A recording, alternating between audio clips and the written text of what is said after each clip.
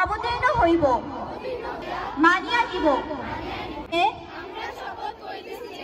বর্মীবাজার উচ্চ বিদ্যালয়ের বার্ষিক ক্রীড়া প্রতিযোগিতার সকল নিয়ম কানুন মেনে ক্রীড়া প্রতিযোগিতায় অংশগ্রহণ করিব।